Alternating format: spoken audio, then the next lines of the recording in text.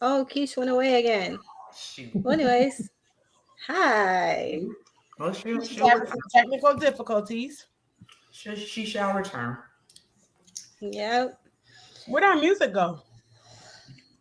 Our music. Intro music.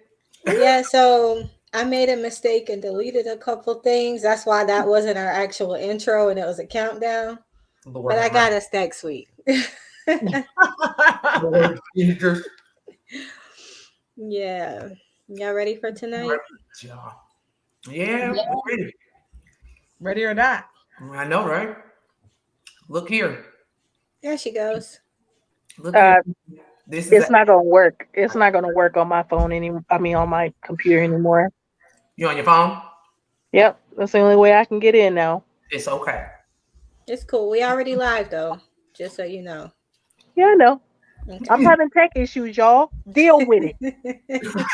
Deal with it. Your phone been coming through though. It has Huh? Your old phone wouldn't have been able to do this for you. Right. So that be old Just would have been thankful. keyboard. off. Come on, I'll catch y'all afterwards. He should have been Uh, kicking in the chat. She'd have been You in and the chat that talking. that was the worst. Absolutely right. worst. Right. All right. We're gonna let's see if a few more people get on. Hey, Kristen. Hey, Kristen. Hey KB. That's KB right there. You know she was coming. Mhm. hmm Listen, I know certain people who gonna show up. Mm-hmm. I'm waiting for Jonte, Ashley, Terry. Like it's certain people that's popping up. hmm That they're gonna be on here regardless. Terry gonna put Yep. it in reverse and make sure he get here. Y'all leave Terry alone. Kristen said she asking a question today. All right now. Well, Well, KB, what's your question? Get us started, KB. What's up? that is What what. you got for us? Oh, and you know what we neglected to say? We have yet to say on any of our lives. If you have a question and you want it to be anonymous, just DM us on Facebook. You can send us a DM on Facebook or IG, and we won't say your name. It'll remain anonymous, but we'll answer the question because it might be something people need to hear, but you might not want your name associated with it. So you can do that. Yep. She said, "I'm ready to talk about Sonic." All right, KB, what you got about Sonic? That's for Chonda. Rashonda is all about Sonic and his shadow. But it was funny in the moment, but it was some real shit. Like it was real. I don't know why they sleep on my brilliance, okay? I don't know either. I just didn't understand why you actually had the stuffed animal. I was so confused. It didn't help that I was drinking wine that night. Mm. Because these kids, kids, they just have stuff. So you always talk about shadow work. And actually, I was encouraging somebody to embrace their shadow this week. And I was like, ooh, I mean, even Sonic embraces. You can teach kids that from a mental health standpoint. hmm True. Well, if there's anybody new on here, Auntie Ashley, can you tell us or kind of like recap what shadow work is again? Sure, sure. So, shadow work is a type of intervention in therapy. It was introduced by Carl Jung, and it's basically working on accepting and embracing all the parts of yourself. Our shadow is our darker part, our inner part that we repress, parts of ourselves that we were told were bad. And so when we're young, we learn early what's good, what's bad, what's acceptable, what's not. And so that kind of stifles us from being our full self. So the whole point of shadow work is to get you to kind of merge your shadow with who you are because it's still a part of who you are. And if you repress it, it will show up anyway. It will manifest in negative ways. And one of the best ways to figure out what shadow parts you have is to think what irritates you about other people. Anything that irritates you about someone else is something that you have in you, or else it would not irritate you. This is why we project so much. Me. So figure out what triggers you with other people, and that's usually a part of you. I Okay, don't know how to so add myself to the thing. Sorry. Lord it's Jesus. okay. I'm So doing a better. Sonic. Did Sonic embrace what was his alter ego's name? Was it an Shadow? alter ego or a Yeah. whole character? Because Did I'm Sonic embrace Shadow or did he try to push Shadow away all the time, like fight him off and shit? I never seen Shadow before in the Sonic stuff.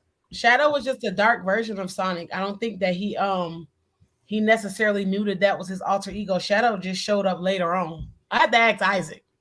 No. Lord, she had to ask the child. Did Shadow He show probably up? watches it. Did Shadow show up when Sonic was scared, or like when he was trying to confront something? Nope, he just showed up at the end of the episode. Sonic had been them beat up, and Dr. Robotnik then dragged him through the ringer. And then at the end of it, it was like, oh, okay. Later on, Shadow comes. So, Oh, yep. Our Shadow usually saves us. That's when we can tap into no, that. Shadow didn't save him. He just came for the next episode. He came for the next movie. So we might see Shadow in the next movie. I'm gonna watch it. We're not about to talk about Sonic. No, we're not. Okay. So we got some questions. I'll just go ahead and start with one. This is a good one. This one was anonymous, I believe. So, what do you do when a parent, friend, or family member can't stand your significant other? How do you navigate that? What do you do? Ooh. Yeah. I want to hear what some people in the chat do. Like, have you ever dealt with that? Because that's not an easy thing. Well, it depends on how your bond is with your family. If you have a very close bond with your family, this will be challenging because it usually boils down to who are you going to prioritize? Do you keep your significant other at the expense of your family or vice versa? Because sometimes it just comes to a choice. Well, I think if I had brought Abraham home and he just could not get with my family, like at boyfriend stage, there wouldn't have been no Kristen. We do want yours. We just gonna have to wait a little bit. Polish it up first. Yeah. There wouldn't have been no him because I do too much with my family and my family is too important to me. Yep. And so I don't want to like every time there's a like there's something going on there for there to be contention. Or now I got kids and now they can't stand your daddy. Or you know what I mean? Like there's things that it's just too much. So I like to have that unit cohesion. Mm-hmm. That's Same. a personal choice. Same. If at boyfriend stage they didn't like you, we wasn't gonna make it. It wasn't gonna work. I think it also depends. Go ahead. Go ahead, Am. No, I was gonna say it depends. I don't know if we were gonna say the same thing, but it depends on why they can't stand my significant other. Yep. Like if it's to the fault of my significant other, like something that they've done or said, and that's the reason why my family doesn't like them. Okay, maybe like Auntie Suge is saying, like you just won't, like you won't be around, you won't be my significant other. But if y'all don't like my significant other for reasons of your own, things that you can't like address or process or deal with, then that's on you. Like I'm gonna still be with this person. This person has done nothing to you for you to dislike them, but you're making your own assumptions and going through all of that. That's your stuff. That's not on me. Yep. Agreed. Because we definitely got some raggedy family members who just don't like people.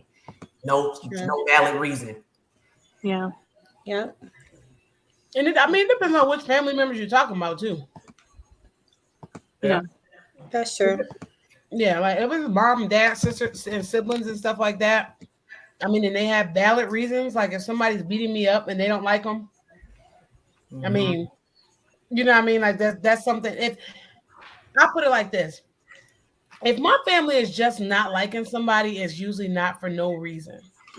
Because we're usually accepting of everybody. And they're not just like, oh, I don't like the way he look, or I don't like the way he dressed, or something like that. That's just not a thing. So if they don't like you, it's for a reason. Mm-hmm. True. But what about when their family don't like you? I don't think I've ever been in that situation, so I don't know. I've never been in that situation. We likable out here. All right. So what you do? If you don't like me, something wrong with you. Oh, that's how I be looking at it, like something wrong with them. No, on a serious note, I don't know. It's hard to not be liked. And I mean, there's not a point where I've not been liked by everybody, but I've not been liked by probably the person that matters the most.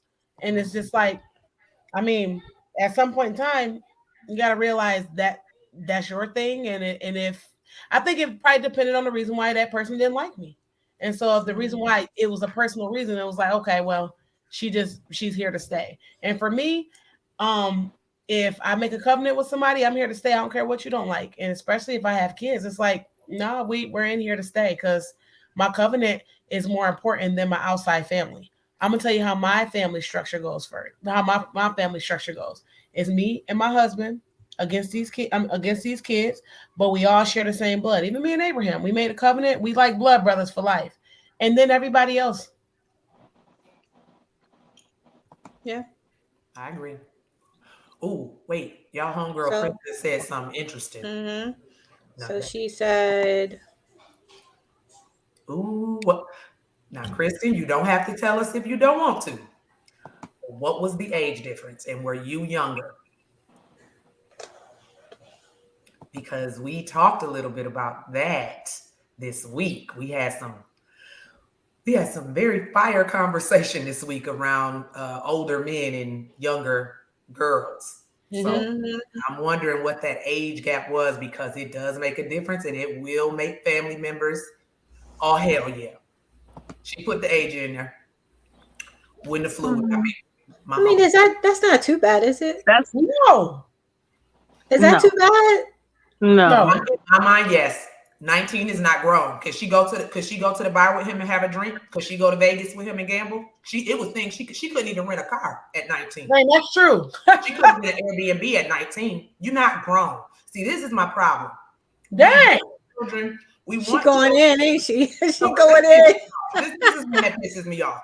We can tell. We want children to stay children, right? We always say, let children keep their innocence. When they become teenagers, we know that things change. They trying to find themselves, blah, blah, blah. Can any of y'all honestly say at 19 you understood life in the world? You didn't. Compared to your 30-something-year-old self, you didn't. So we think we're grown at 19. And here's the thing. When she was 17, he was 23. Would it have been okay then? 16 and 22? See, as the age creeps up, it starts to sound better. But that still doesn't negate the fact of how long was he looking at you? Because that's what I want to know too. Was he looking at you when you was 15 and 16 and he waited? Because that's a part of grooming. I don't know, but she got pregnant though. Ooh, okay. Well, that changes things. So you know what my supervisor says? He says you take the age of the person, and you divide it by 2. What's your password? Go ask that. I'm not doing that because the child walked in because I love the children. But you take the age and do what now? He said you take the age and you divide it by 2, and then you add 9. That's the youngest you should be dating. So 25 divided by 2 is 12 and a half. Plus 9? So she should have been 21. That makes more sense. But where does that even? I don't know. What? I don't know where. I don't know. That's his formula. No, hold on. So, she said we met in college. Was he a super senior? Because 25, you should have graduated undergrad. Don't do that. Don't do that. Oh, if it was college, that's different. I feel like that's different because if you were in the same like educational setting, and it wasn't, to me, when I brought up that conversation, it was talking about 15, 20-year differences. So if it's like a 5-6 gap, I'm not tripping about that. And I understand, being 19, yes, it's not you legally grown, but are you developmentally grown? Obviously, we know that the brain doesn't, fully develop until you're like mid-20s, late 20s. We understand that. But I don't know, like college, I don't know. Now, if he was like 35, then I'd be like, like there might be some side eyeballs going on. But 25 and 19, I don't know. I'm with you on that because I feel like, okay, no, you're not grown at 19. Your brain's not fully developed, but that doesn't mean that you can't make good judgments or make okay choices, at least. So like I moved out when I was 19. Versus talking about somebody that's 16, 15, 14, you're making impulsive decisions. You're not thinking it through. You're not thinking the consequences. At 19, you're a little bit better with that. You have a little bit more ability to do that. So I mean, do you suggest waiting until your brain is fully developed at 25 to start dating? I don't suggest that, but I'm sorry. I'm just thinking about my 19-year-old self. Was I a smart girl? Yes. Was I in college? Yes. Was I dumb as bricks when it came to life and common sense and making good choices and decisions for myself? Looking back, yes. But Like everybody ain't you though. everybody's not, but do you honestly think my question is always this. If you are he was 25, she was 19. Now they were at the same school, so of course they could have met that. I mean, they did meet that way. So Yeah. okay. But what I hate to say, like, what did that 25-year-old see in you? And then when you say 5 years is okay, see, that skews it for a lot of young girls. Because it was girls on TikTok on the video I posted to Keish that was like, yeah, I was 16, he was 5 years older, and we're still together. We're not talking about children though. Those are children. We're But, talking we talking about a 19-year-old young lady. Like she's grown so it's a at drastic difference 19. between 16 and 19 to y'all. 16, 17, 18, Yes. 19. These are drastic Yes. differences. Yes, developmentally, yes. Yes. First of all, when you 16, the laws are different. The laws are completely different for a person who was under 18. So if he was 25 and he was 16, now granted, yes, there are states that give the Romeo and Juliet, but that's only a 4-year difference. So 16 to 20. But what I'm saying is that even if you are under the age of 18, you are a child and you're considered a child. And it's considered basically, if they wanted to, parents can get them for statutory rape. Period. That's off the rip. But at 19, you cannot do that. They literally consider you legally an adult. Now, developmentally and maturity wise, that depends on the person, which is why I think this is, when it comes to like 19 and 25, that's a case by case situation.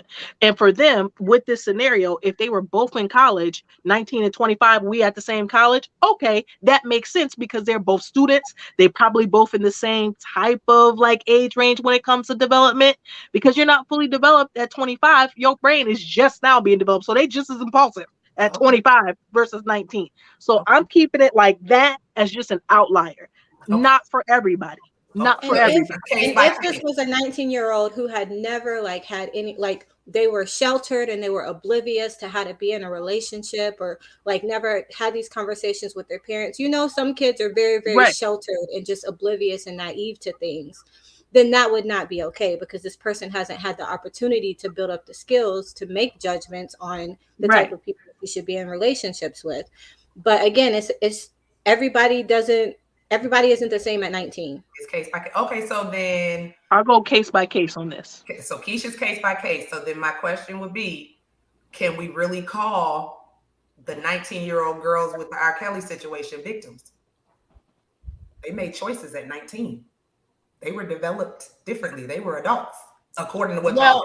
So I think that the difference between that situation is that the power dynamics, like Keisha was saying. So Correct. in that situation, he was a producer, a songwriter. These girls stood to get something from him. He stood to get something from them. That's number one. And then number two, they weren't 19. They were 17. Nope, two of them was 19. They lied. Two. Two of them lied. I mean, it's on the documentary. I know that. They were younger at first. Girls. And a couple of them were it's over 16 girls, and a couple of them were 18, 19, and I think the oldest might have been 22 or 23 when it happened to her, because she braided his hair. And R. Kelly wasn't 25 at the time. R. Kelly is 40. He's 40. Was he 40 in, or was he in his 30s at that time? He was too old. Let's go back to 04. He was too old. That's what I do know. He was too old. That is a different situation. And like Shook said, that was a power dynamic. That man had money. He was famous. He had power over those girls. That's a whole totally different situation. And let's not forget, his youngest was 12. So his youngest was 12. Yes. Yes. That's a different, like I said, this is case by case, but I think that 19 to 25 and you're in a college setting, that's a different type of relationship. That's just different. Is there no power dynamic there though? Like, can a 25, 26-year-old not manipulate a 19-year-old? You reaching right now. I'm It asking. depends, but I you, again, that's you why I said it's reaching. case by case. It depends, but if I'm hearing two college students at the same damn thing at the same damn campus and they only 5 years apart, I don't think that's a power dynamic. I'm talking about grown men and girls are 18, 17, 16 and they 35. That's a problem. That's a problem, period. To me, that's a problem. Now, if like I said, if you in the same like that's like somebody you working with your coworker and your coworkers maybe what 26 and you 22. You in the Yeah. same area and working with this person and y'all are in the same environment. So technically, I mean, to me, that's not that's not a stretch. And it's not a stretch for a 19-year-old to be with a 25, 24-year-old if they're on the same college campus. That's not a stretch. We Okay. talking They're doing about the same them decade. them people who groom and power dynamics. How much power is a broke 25-year-old having over some 19-year-old? We both broke. We both eating oodles and noodles. What type of power you got over me? Not the oodles and noodles though. That's what we doing. Okay. Okay.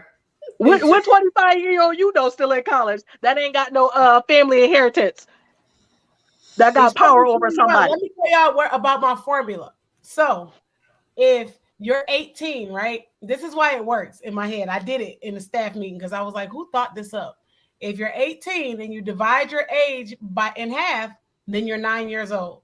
And then when you add 9, you're 18. So 18-year-olds are supposed to be dating other 18-year-olds. The formula just made sense. I don't know who came up with it, but I Wait, like Well, does see, I that know, work for that don't work for every age though, and just I for don't know 18? because it works, 18, it works for 18, 18. 19, 20. So 18 and 21.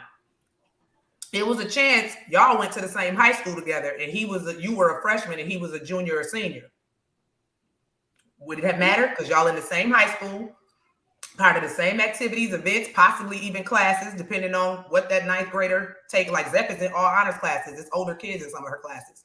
So she's in ninth. So technically then, I should be cool if she come in with a senior because she's already in high school and he's in high school. And then when But he's they gone, still there. Now it's like, oh, he's in college and she's still a high school student. But she's 16, right? She's 14. So she's 14. Yeah. So we're not talking about like when we say that it's a case by case basis, we're talking about the 19 and 25, the adult or young adult and a semi adult person, not a child and an adult. And why do they allow? I thought they didn't allow you to be in high school anymore at the age of 21. I thought that like No, 20 was the.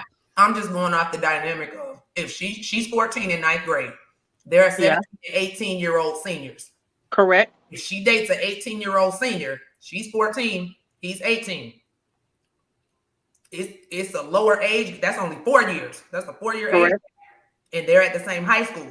So The 18, they're supposed to be dating 18. I done told you. And the 18-year-old is way more developmentally than that 14-year-old is. Yes.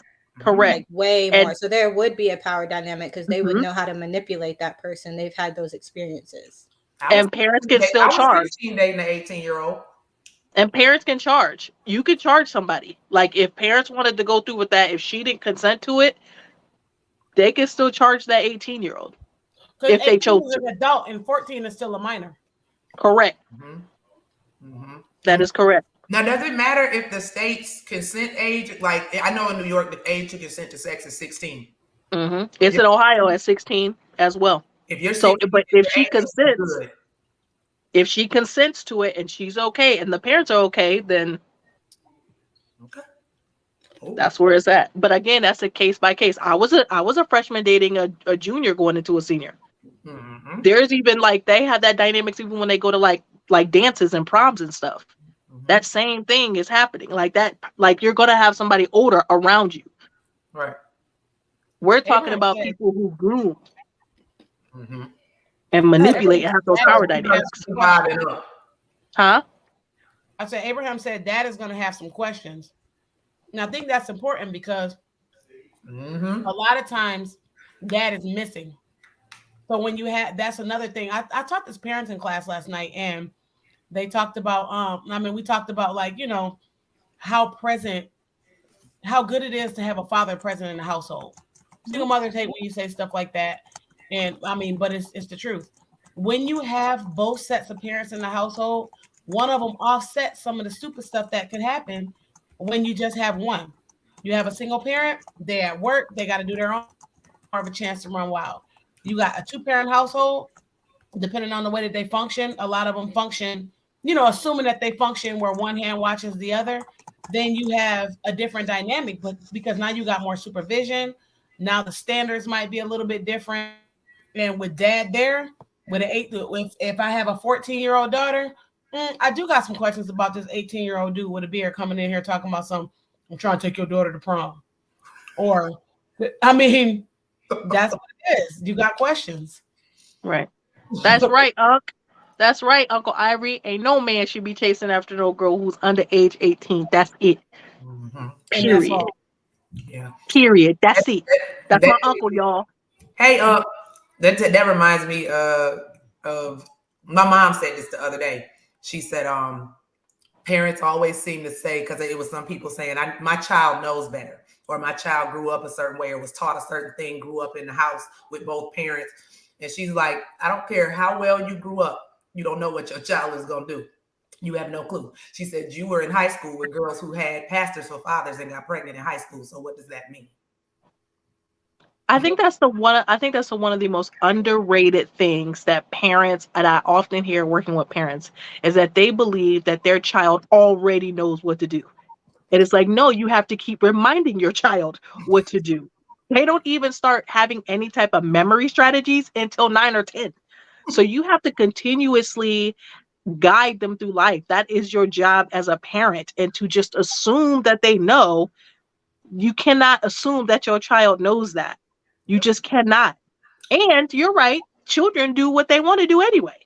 Like there are natural consequences to their behavior. And sometimes you can let that happen, and other times you can, you know, address how these different things are going to happen, regardless of what you tell your child. Mm-hmm. I can't stand a not mine. Ooh. Not mine. Mm. Not Those No, are mine. yours. No, Yeah, yours. yeah, Yours too. Yours. yep. Listen, that be the ones. I have Yeah.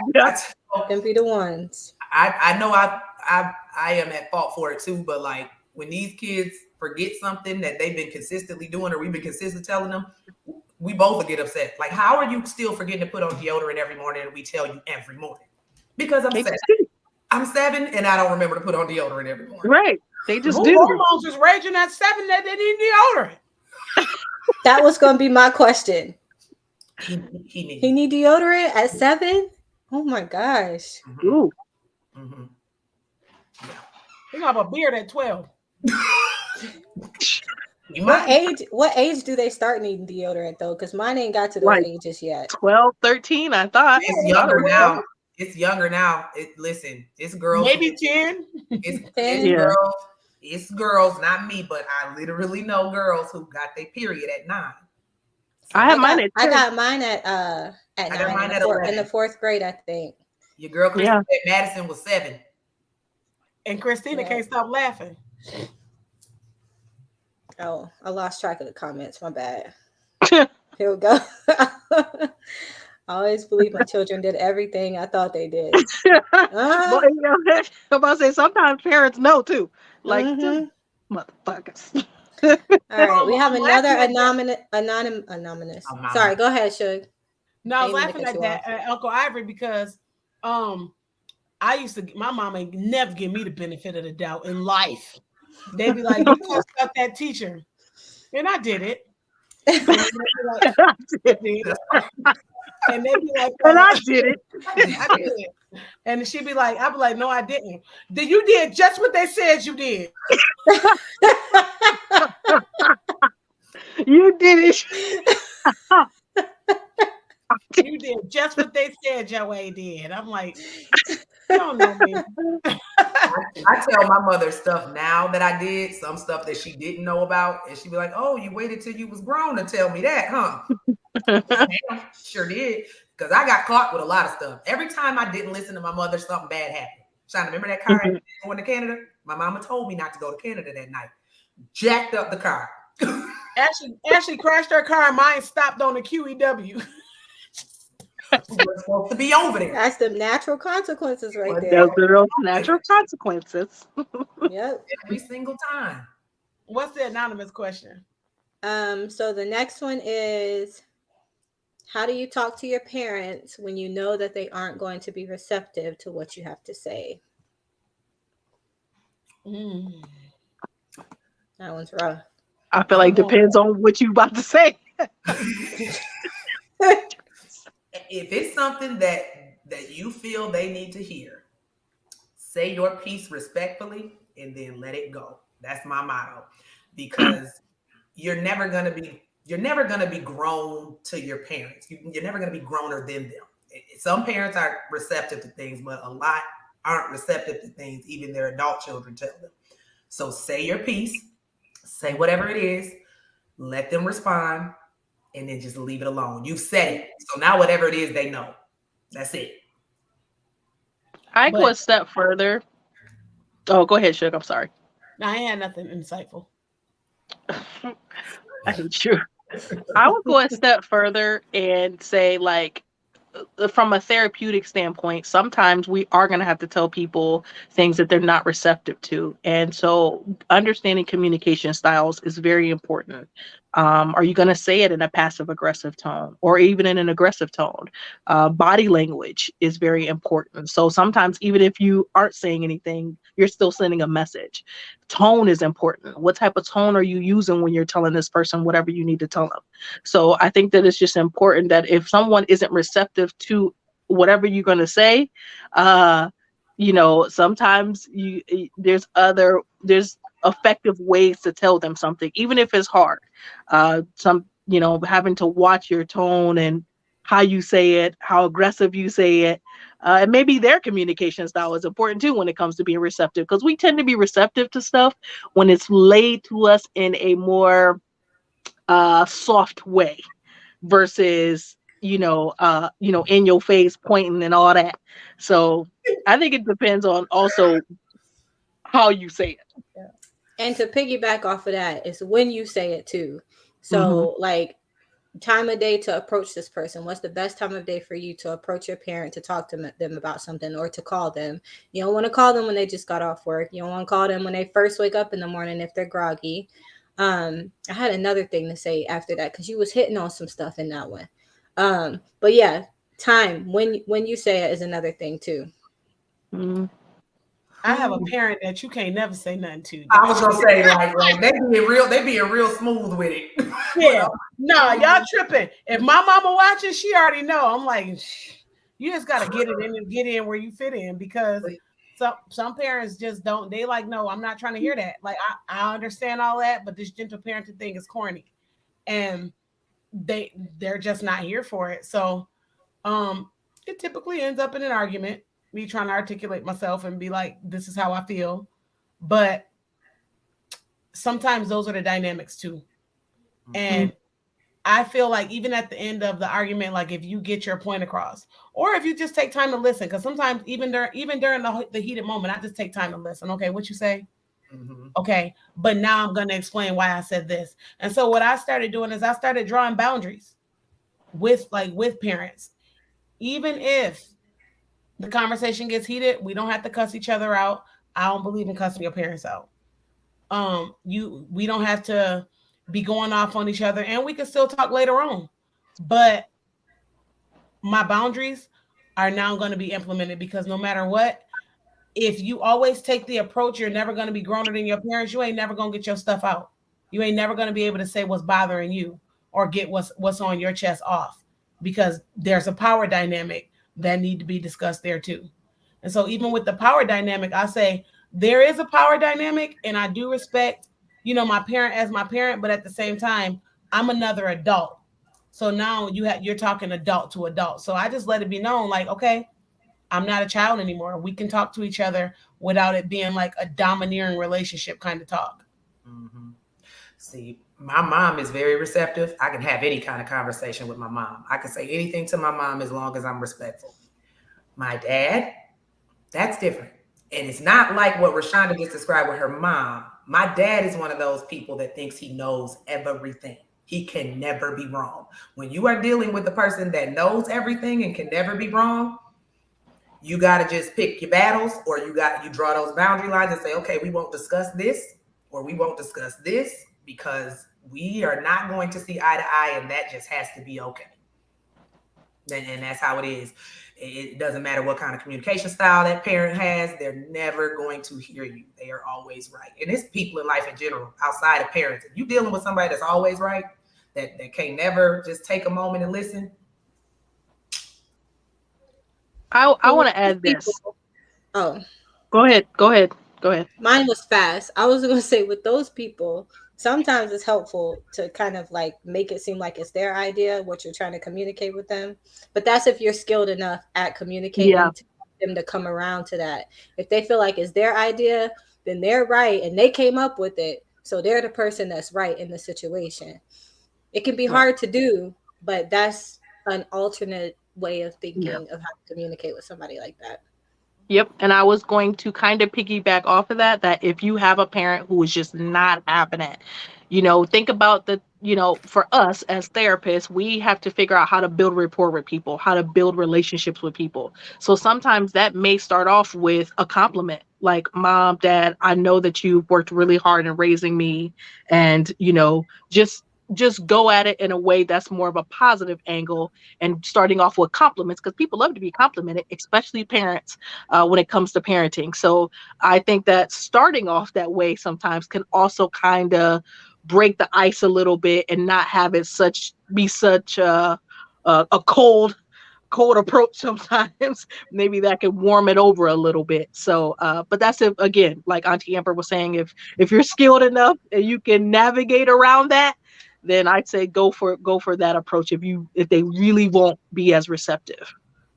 Sometimes too, what Abraham always says, sandwich it. I So was about to say, Abe taught me yeah, that too. I ain't even learned that from any books. I learned that from Abe. What sandwich it? I What The does learned that mean? sandwich method. sandwich method is you come with the compliment, and Yep. then you know what I mean, because you're supposed to be complimented what 90%, and then criticizing 10 anyway. So the Hmm. compliment is there, and then you put in the the meat, the potatoes, the things that you want to talk about, and then you compliment at the end. So Yeah. you're really sandwiching it, so you don't make that person feel like complete trash, because always and never are two continuums that people should stop using.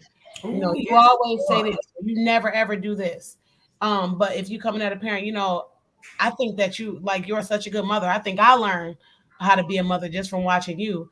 But I think that when you talk to me like I'm still a child, um, I don't like the way that makes me feel, because I'm raising my own kids.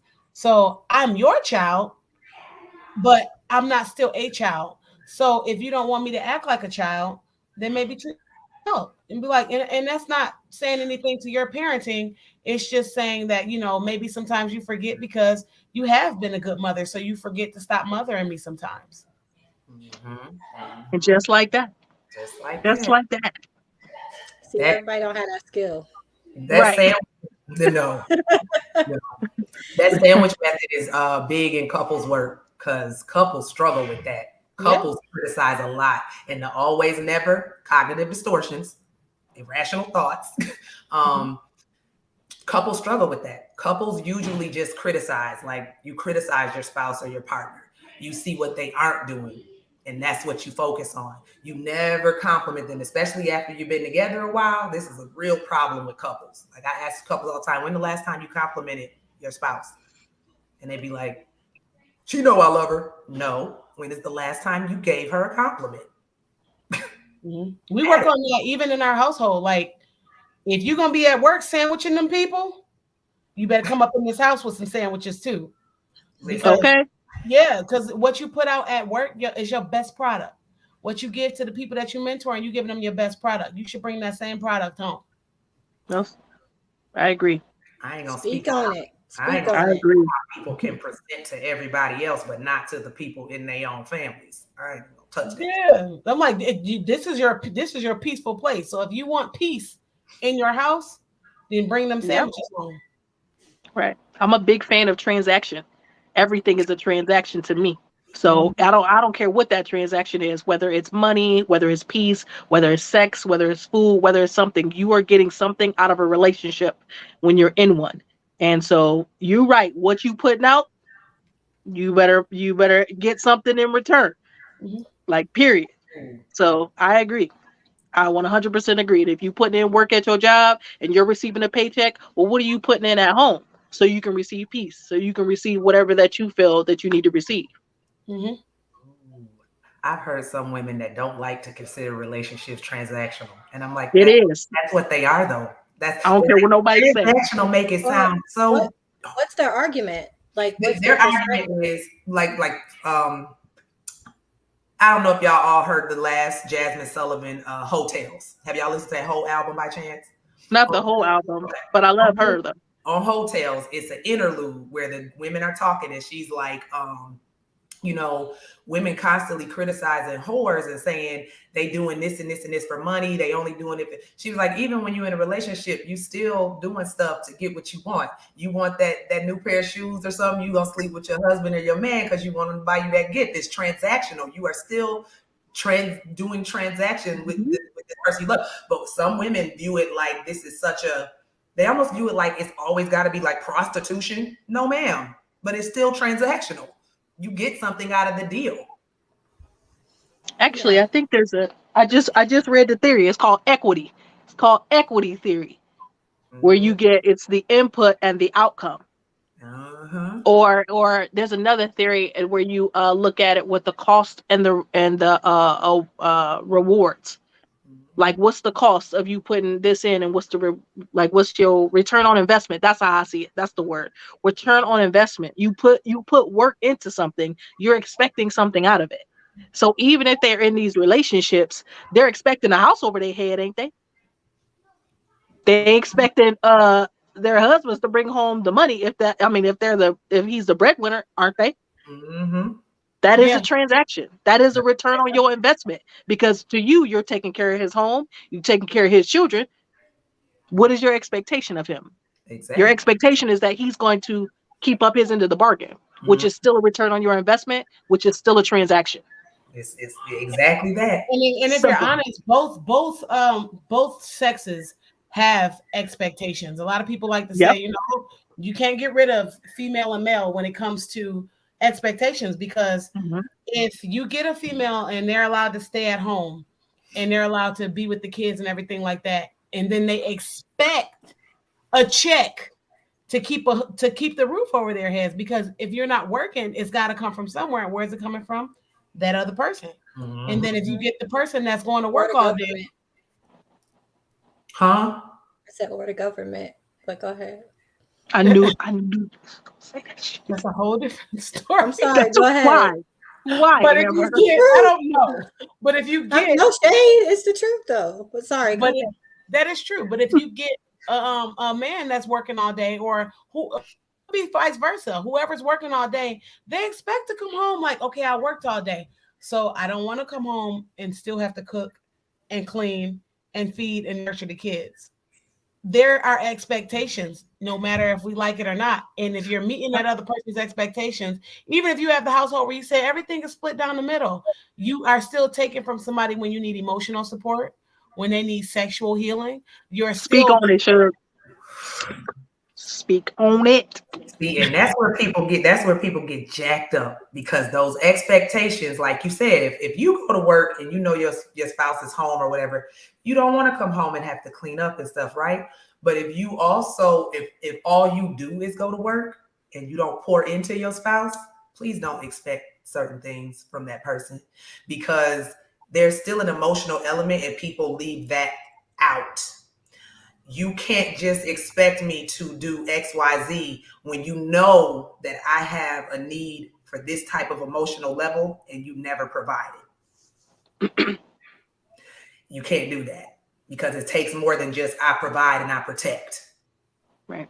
yeah. But also, if that provider and that protector don't like a dirty house, you better be the one that's going to clean it so that he can provide, protect, and give you an emotional element. But then there's also a lot of communication with that.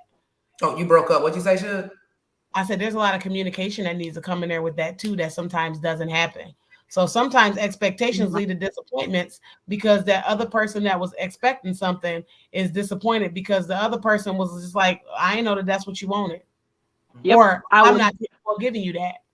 Right. I will never forget. I think I told you that shit that I heard that from Devon Franklin, who was married to Megan Good.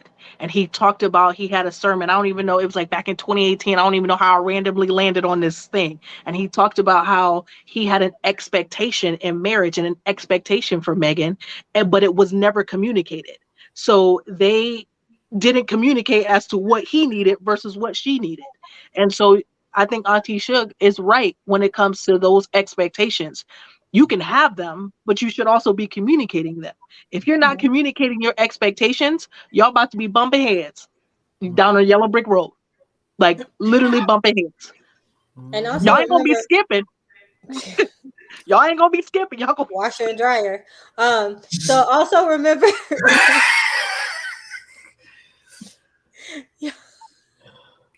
I'm on the side of once you wait, don't let me have. forget what I'm about to say.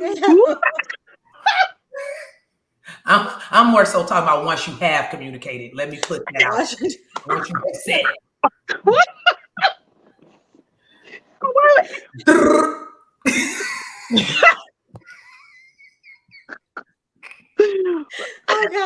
it. okay. No, I was gonna say that. Get it together. So We live. I know. We're not recording. That's the problem. This is when we can cut it out normally. Okay. So and what y'all are talking about is a lot of relationships that are serious already. Like you're living together already, you're working, you have kids and all of that. Um, but you know, of course, there's something that leads up to that. So prior to getting to that point, communicating your expectations at that point would be helpful, so that you know what you're expecting. And once you get really Mhm. serious and you're in that environment, then you don't have a lot of difficulties with managing it. That's what I want to say. How long did it take y'all? This is just a random question. As women, we all in our 30s. How long did it take y'all to really figure out what are my expectations and standards for a relationship? When did you know that? 2 years 19? ago. Just 2 years ago. When did you know that? When did you know this is who I am? This is what I need? Two I'm years still here. ago. 2 years ago. I mean, I ain't gonna lie. I'm 36. So 2 years ago, I figured that out when well, actually, probably, yeah, in 2018. So 4 years ago, I figured that out when I was in a relationship. And, I mean, yes, I'm not friends with him or anything, but I learned from that relationship about having expectations and understanding what compatibility is. There were things that he wanted me to do that I didn't know he wanted me to do. And there were things I expected him to do, and he didn't know that. And we went into it not even having those conversations. And it wasn't until after I got out of that relationship and got in my new relationship that I understood, like, okay, these are my expectations. What are your expectations? And we had that conversation. And it flowed better because now we knew what to expect from each other. So I was late to the game, but I'm here. No, I was you I wasn't made already, late. it, I y'all. was I already, made it. I was already married and still didn't know. I still like Christina just said unspoken expectations will leave someone disappointed. Mm-hmm. Unspoken. And so Yep. what I do, what my husband's expectation was, but he didn't know what my expectations was. So even now, like my expectations change all the time. Like Yep. I'm constantly Yeah. trying to communicate like the new me because I change all the time. So sometimes, you know what I mean? Like I started as I get older, I'm starting to realize, you know what? I really don't like to be around a whole bunch of people. I really don't like to take on a lot of energy. I really do need my time alone. I really don't want to be booed up all day. Like things have started to change for me. So I communicate my expectations to a fault now. Because I remember he said, I'm a simple man. He's like a caveman, bro. He's like, men have meat. Like that's how he is. And I'm just more like, I got all these different things. Like I got all these things going on in my head, and he has like three things that he wants in life. And as long as he's getting those, he's fine. But me, I'm like, no, that changed. I don't want that no more. Help me out. And so I have to constantly like repeat myself and be like, this is what I am. This is what I want. This is who I am. I like that, Shug. I think a lot of people don't understand how humans can change, especially depending on circumstances and where they are in life. People expect people to stay the same forever. They don't. Who I was 5 years ago is not who I am today. Like, My bad. Literally. And you know Oh, what? are you doing that too? Oh, sorry, I go was ahead. I was trying to click off. My bad. Oh shoot, I lost my train of thought just that quick. What were we talking about? Well, KB has a question to follow up on what Keith just said, or Oh, what Auntie Shug just said. Do you believe that women change more? I believe everybody changes. I Everybody believe people change. I change. don't think it depends on, I don't think it depend to me. I It don't does. think it depends on the sex of the person or Yeah. the gender of the person. I think it just depends on the circumstances and the situation. Mm-hmm. Like that's what I think. Like cuz people like lose their parents, people lose their jobs, people have children, people, get new jobs or like different life circumstances that come up literally can change somebody. So you don't know how this person is going to react to it, like to a certain situation. So I believe humans can change. Mm-hmm. Well, Humans. I also think that like your expectations may change, but your needs might not change as much, right? So every like you have expectations based on something that you need from your partner. So for example, let's say one of your expectations earlier on is I need time. Like I just want you to spend time with me. And that's kind of how it was for me until I like a couple of years into marriage. I'm like, why do I need him to spend time with me? When I started asking why, my need is that I need you to give me your undivided attention and I need to feel special. So that's the like underlying need. But my Mm-hmm. expectations may change. Maybe at one point it was I needed time from you. At another point it is I need you to buy me flowers every week. Like that's the expectation. The expectation changes, but I always need to feel special, right? Good So distinction. yeah, and as you grow, your needs may change. You may add on more, it may change, but the expectations are going to change for specific needs. Mm-hmm. I wanted Chrissy, to touch on something Auntie Shug said earlier because I it makes me cringe because we have this idea that men are simple creatures. So they don't have all these expectations. They're simple. I have Right? come to find out that men are not simple creatures at you all. see that simple man right there? Abe says we confusing. We confusing. And that's the thing. Women are we're complex and confusing, and men are just simple. They say what they need, and that's what it is. Mhm. And at this point, I've seen enough couples, at least from that small circle of space I'm in, to say that men are just as complex. Men just internalize more and they stay in their own head more. They're going to deal with their stuff within them, and that's it. And they're going to present like, I only need X, Y, Z. I need sex, food, and that's it. Oh, okay. Okay, that's all you need. See, but then down the road it becomes, why you on your phone so much? Well, all you need is sex and food. I can be on my phone if you ain't getting sex and food, right? See, when men start to complain about other things, you start to realize that they have more needs than they put out there initially. They're not simple. They're not always. Every woman I know is not super complex. It's some women that's straight to the point, straightforward. They know what they want. They know what they need. No complexities about it. So people are complex. Like Auntie Key said, people change, people are complex. It's not men are so simple and women are so confusing and complex. Ask Well, questions. Talk. I'm confusing and complex, and my husband's simple. That's, I can only speak for us. I'm When confusing you and see him, let complex, them and keep on mine's going. confusing. You It's said what? I said I'm confusing and complex, and my husband is confusing and complex, and he's confused too. So we just be having it out. Like, what's going on up in here? Yeah, but you know what? You are right. Sure. I think you're 100% right on that. I think that the basic needs, the hierarchy of needs, don't change in a lot of people. It changes how they need it at what times they need it. So if I'm going through a doctoral program, I need you to be a little bit more attentive in other areas and leave me alone to do my thing. But if Yep. I'm not, and you know what I mean, I'm actually kind of relieved and I'm done and I'm ready to spend time with the family and I'm ready to put everything down, then now I'm ready to be what you need me to be as that wife, that mother, and that nurturer. And I want to, I mean, I might want to be booed up. I might not be as anxious. So it's circumstantial, I think.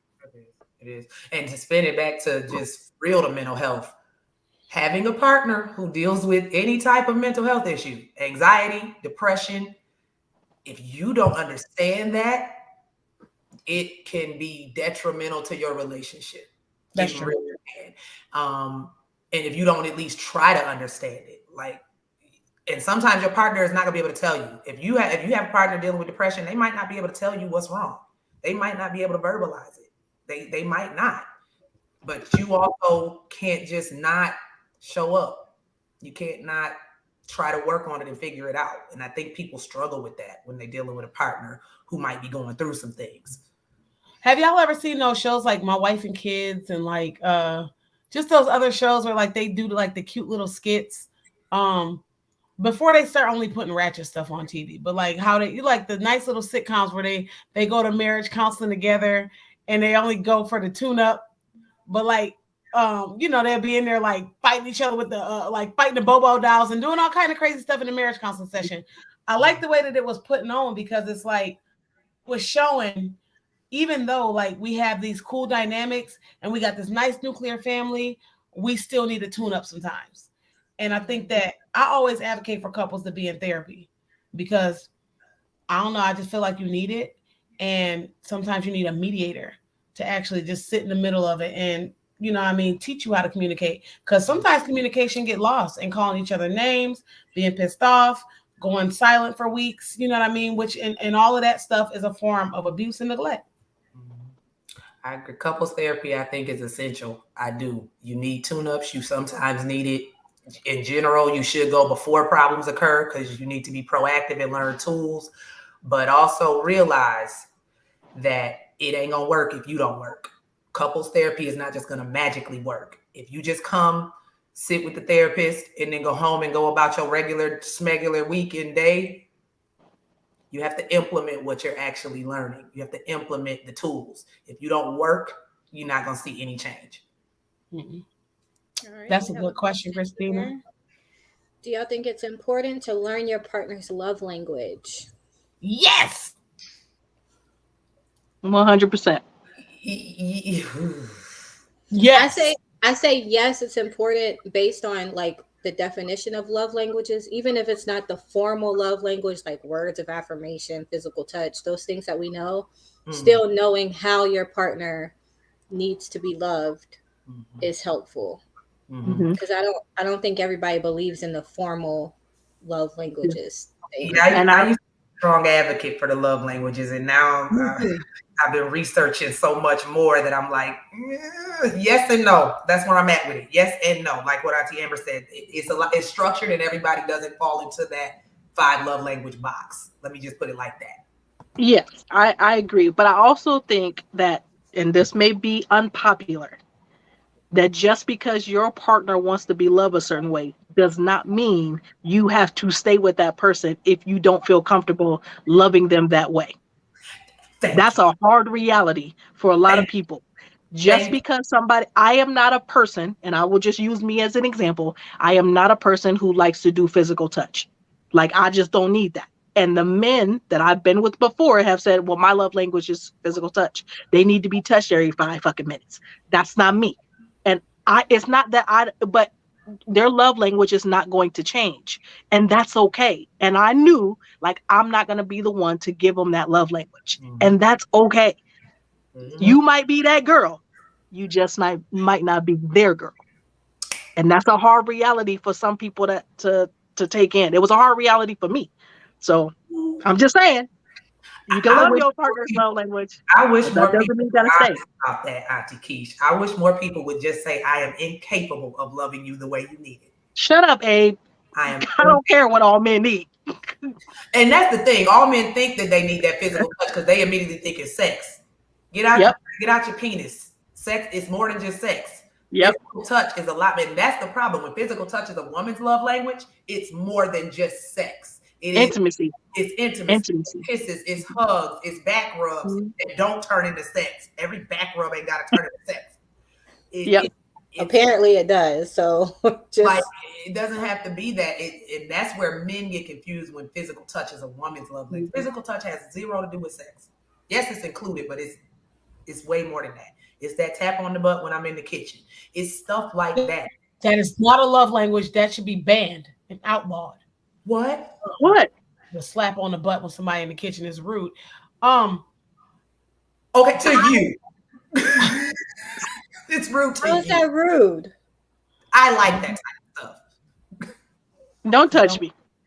Yeah. Touch me when I'm ready. Yeah. I don't Just need that. walking I by. don't need Yeah. off me. Like, what? Why? Girl. It makes for me, it makes me still feel wanted. Like, oh, I'm like he hit my butt. Like that's for me though. It's not for every woman, but I know a lot of women that like to get hit on the butt. Yes, he I mean, is. I'm okay with that.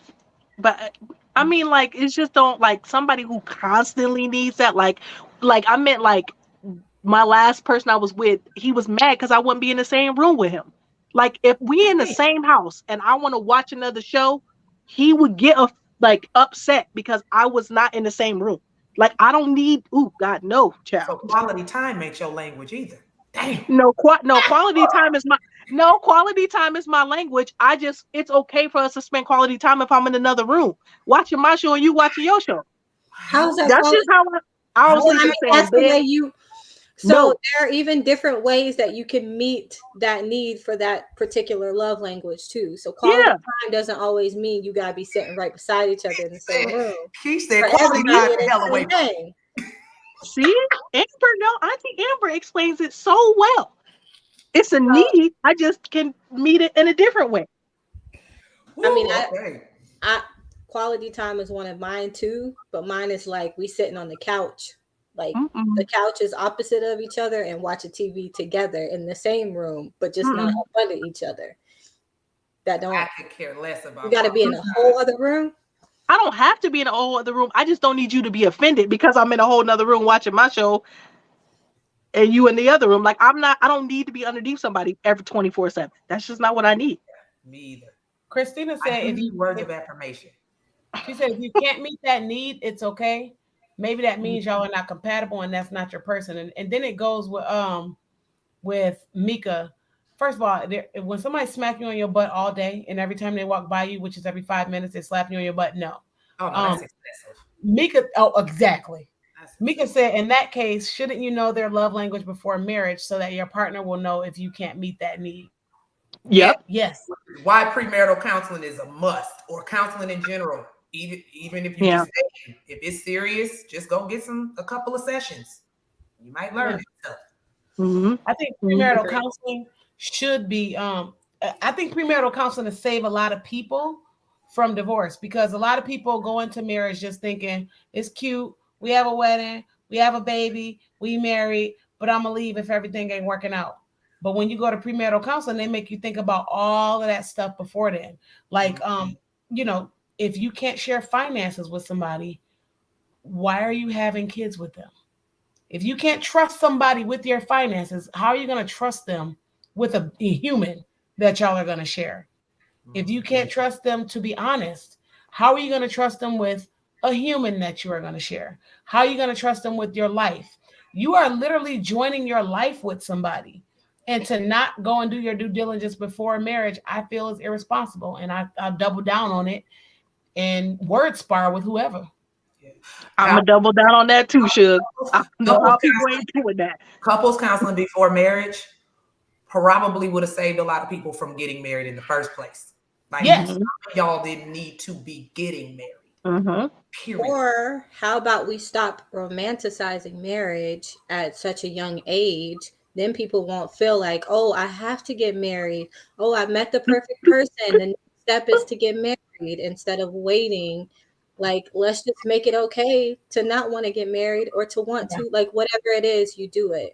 Yeah. That's But the society one. makes it seem like marriage is like the Marriage is the ultimate pinnacle. goal. And Marriage is the that's why pinnacle. people get in those situations. Yeah. Marriage, And right now, that's being roasted. That's being roasted. Like single women with no children and not married are being roasted on the internet right now. Like Hmm. literally by men. I see it all over Twitter, TikTok.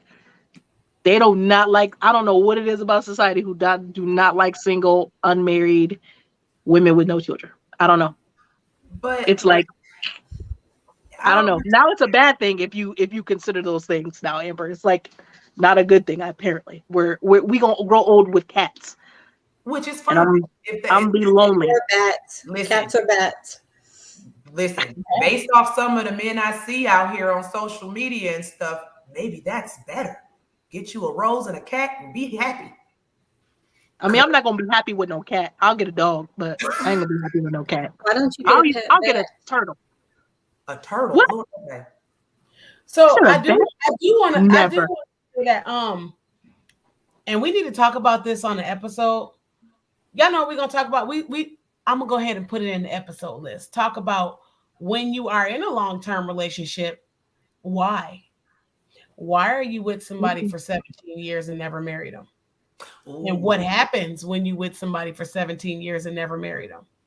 Because marriage is not bad. Society wants to make you think that marriage is bad. Society wants to make you think being single is bad. However, there's a lot of things that come with marriage that when you common law with somebody, it ain't happening. So, like Auntie Keisha always says, marriage is transactional. It's also a business decision. Mhm. It's also a spiritual decision. It's a whole lot more than just being like, oh, it's just a piece of paper. If it's just a piece of paper, why you don't have it? If it's just a piece of paper, why don't you want it? If it's just a piece of paper, then let it be what it's gonna be. But if you're gonna be with somebody for 30 and 40 years, why would you not? It's an individual. We got to have an episode because Yeah, I Yeah, we'll have an right. episode Well, because Whole that's a hot episode. topic. well, we a have whole we different have side of that. we My have one more anonymous question we can actually answer now. I feel like that's a good live episode for us to yeah, Oh, address that. really? 'Cause there's y'all want so a Okay. many, episode for that? so many answers. Yeah. Yeah. But to wrap up, if we don't have any more questions in the comments, And then we Mika have said, another uh, anonymous. Oh, Mika said there was nothing wrong with single women. Well, according to the podcast bros, I'm an issue, Mika. I'm an issue. and they Abraham always raggedy, trying to them dirty. raggedy According to the podcast podcast, bros. them raggedy podcast men are the reason women staying single. Like I don't Are know we that. talking about the one in the blue Versace robe? Is that the Who one y'all talking about? is that who you sent me the video of? Yes, and I've watched some of his other Oh, videos and he man. trifling. But That's anyways, goofy. okay, so last question is, this might be a good one to end on. Ooh, Anonymous, how do you forgive a loved one who has hurt you? this is this. Now, This ain't really? my bailiwick. I be bitter until I ain't. What? I'll be right back, y'all. I gotta get my charger. Okay. What should? I said, this ain't my bailiwick. I be bitter until I ain't. Oh yeah, she'll hold on to it. Okay. Well, okay. She'll hold on to it. Which Let I'll therapeutically, answer. the way I work therapeutically, it's nothing actually wrong with that. Forgiveness is not necessary all the time. And I know Mhm. people who know me who like, but Ashley, you believe in God. Yes, I do. But the Bible also says forgiveness requires repentance. If that person has not come to you for that, I'm not personally about to push anybody to forgive somebody when they're not ready.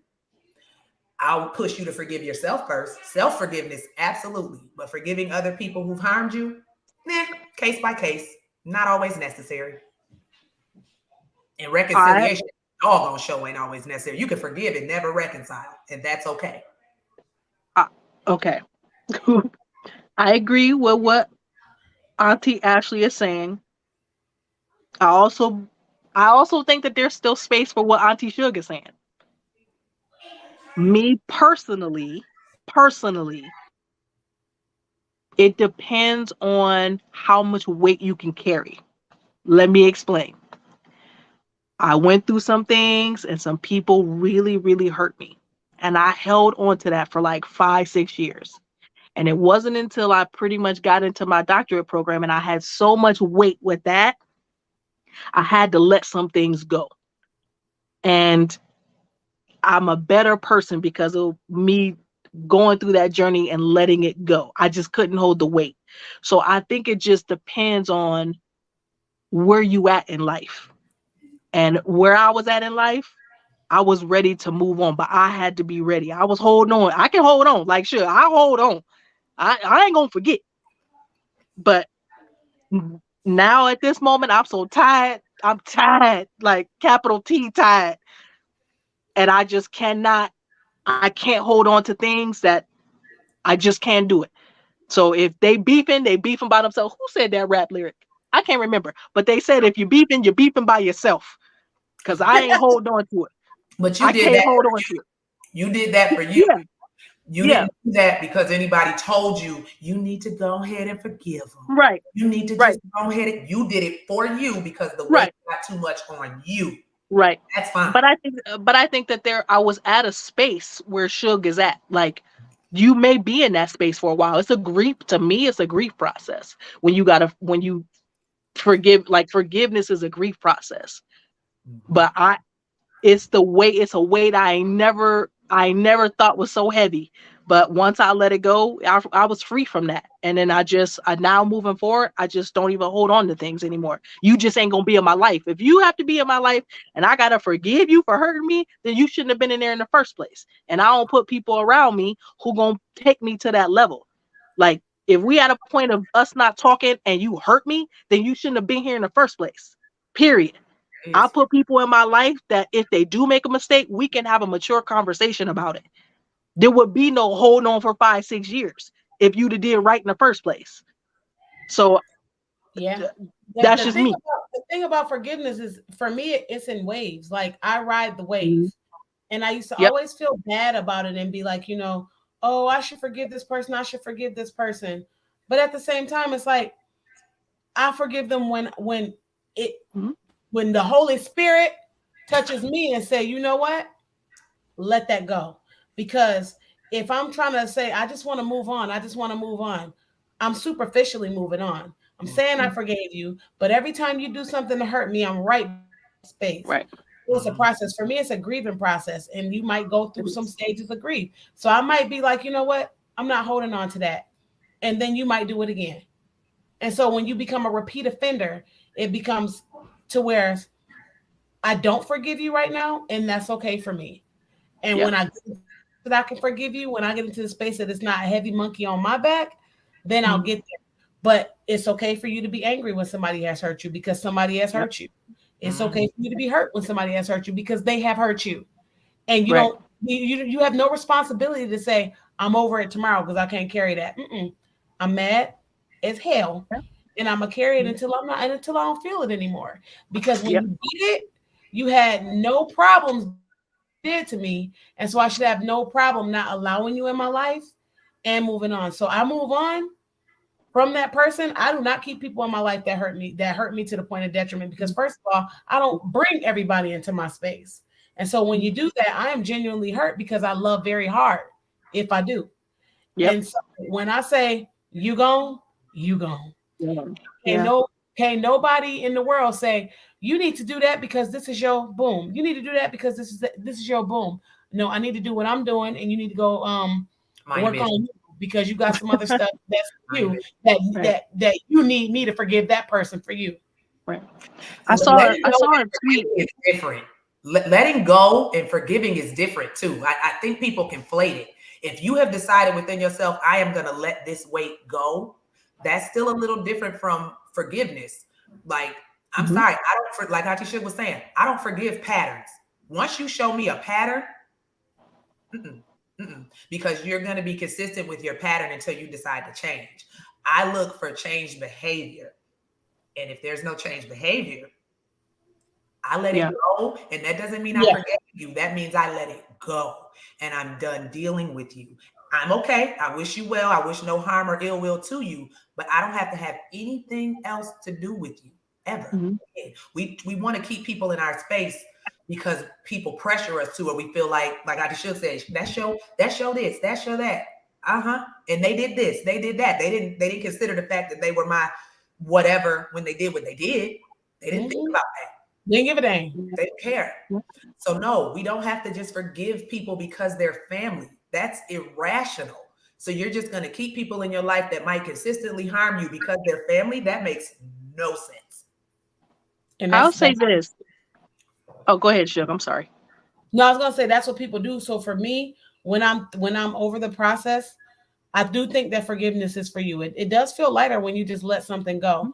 But if a lot of times holding on to something can be a defense mechanism because when you get tired of being hurt, you do put up walls. Mhm. Till I'm able to let my defenses down again. There's no time limit that man can give you to tell you to forgive somebody. That's all. That's your stuff. Yeah. I was gonna say, I read a tweet the other day that talked about the feeling of anger and how it's a normal reaction. It's a normal feeling to feel angry. Like, and sometimes people run away from that because they feel like anger is so bad. It's not a bad or a good emotion. It's just an emotion. Like, you're allowed to feel anger. You're allowed to be angry and hurt about someone who has hurt you. You're allowed to feel those things because they naturally happen from us. They actually, emotions help us survive. Emotions help us, kind of put in perspective a situation. Like, emotions tell us a lot of things. Whether they're accurate or not, well, that's a different story. But if you're angry about something, you're allowed to at least be angry because it's a natural human emotion. But for me and forgiveness, I let go because I can't hold on. My edges got to stay here. And if they don't stay, I'm gonna be bald. So For, I know, no, I, I'm not holding on to nothing. anger is a part of the shadow, one, and anger for Black women is different. See, when you're not allowed to be angry, or when people tell you it's something wrong with being angry, you do try to rush past anger. I tell people to sit with their anger all the time. Sit with it, because we get raised. Don't stew in your anger. Don't no sit with your anger, because it's just an emotion. It's not good or bad. It's just an emotion that we all feel, and it's okay to sit with it for however long you need to. Be mad. It's okay. And I be mad and I get re-mad too. If I get re-mad, I really ain't let it go. No, Like I she ain't lying, y'all. She ain't lying. She got re-mad at somebody that we went to high school with, and I was like, "We 37. You no, you're not doing this." I forgive her, but if I get re-mad, then I just let my shadow go. I embrace my shadow. I know all my stuff. I'm just like, I mean, let her fly. Yep. And then because you feel so free when you're free. Instead of living up under these, you got to be like this, or you should be sweet. I ain't keeping sweet for nobody. If I'm mad and I get re-mad, I got re-mad. I Yep. agree. We can talk about it. Ibra, I missed the comment that was said to me about, I don't know, the podcast bros. I missed it. It came across and I missed it. I think it Oh, was by Christina. I Christina missed it. said it. Oh, Christina said, I Sorry. heard saying unforgiveness is like drinking poison and waiting for the other person to die. That's true. Basically. that's if Sometimes the I'm just gonna be drinking the poison until I'm not thirsty no more. that's if the unforgiveness bothers you. Some people are not bothered. Keish, you talk about the comment where Christina said, a lot of those men who speak negatively of us single women have very skewed perceptions and unhealthy ways of thinking. They can kick rocks. I mean, exactly. Expeditiously. They They do. can kick some rocks. Listen, I ain't never concerned because I bust my ass to get to where I am. So I don't really care what they talking about. For That real. that comment from Julia. Julia, hi. Last time I could not remember who you were, girl. Hey, Julia. I learned that when I am feeling pain, it is because I'm living outside of the truth. Ooh. Outside of your truth too. If you Ooh. are not living in your truth, it's painful. Dang. Hit us with that real quick. Whew. Mhm. All right, y'all. Right. Good. I think so. I don't see any other questions. Y'all good? Okay. These are good. All right. Those are good questions. And we're Very good good. questions. Very good. So basically, what I did was I'm freeing y'all. If you want to be mad, be mad. Wait, what? I What? said I'm freeing y'all. If you want to be mad, be mad. You can be mad. You don't have to keep Oh, sweet for everybody. He's just saying, you know what? Let it go when you can. let it go when Yep. you're ready. And actually saying When feel you're all ready. your emotions, and then Mika saying let it go. But for me, it's after you feel what you're gonna feel, because otherwise you're lying to yourself and everybody else. Yep. Feel all the things. Yep. Yep. Absolutely. Yep. You can be hurt. I Hmm. think we need to be more transparent about being hurt. Like, when somebody hurts you, they hurt you. Like, say that.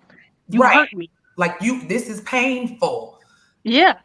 Another emotion, people, especially women. Somebody brought it the other day. It was like, why do people tell women that they shouldn't be bitter? You could be bitter about some stuff. It's okay. Depending on the scenario, bitter fits. Look up the definition of these emotions. You And can we gonna be bitter, but then we gonna get better. So Yes. When our next episode is what? This Friday? No, Oh, next. girl, Next don't be Wednesday. confusing the people. My bad. I'm confused. We Next said we Wednesday. switch it to Wednesdays, because that's what the people polled. Wednesdays.